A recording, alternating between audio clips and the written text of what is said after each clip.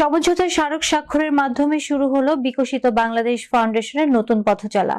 সেই সাথে পরিসমাপ্তি ঘটল হাঙ্গার ফ্রি ওয়ার্ল্ড বাংলাদেশের 25 বছরের কার্যক্রম।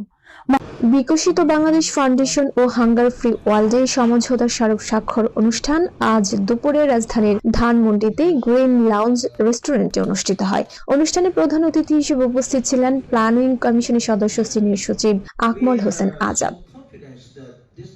Ensure food security, improve nutrition, and promote sustainable agriculture by 2030. In this context, the work of Hunger Free World Bangladesh deserves special appreciation.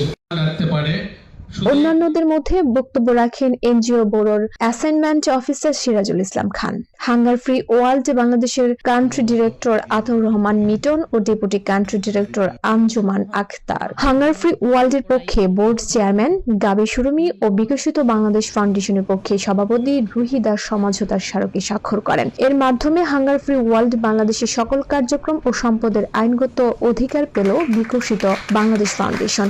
অনুষ্ঠানে hunger free world বাংলাদেশের 25 বছরের সফল কার্যক্রমের স্বীকৃতি স্বরূপ কর্মীদেরকে সম্মাননা প্রদান করেন এক্সিকিউটিভ ডিরেক্টর নানা হোসরুই। Board chairman hunger free world বাংলাদেশের কার্যক্রমের প্রশংসা করেন এবং সব সময় পাশে থাকবেন বলে আশ্বাস প্রদান করেন। We have sincerely reviewed our achievement, visited the community in modern countries, and carefully considered through many perspectives.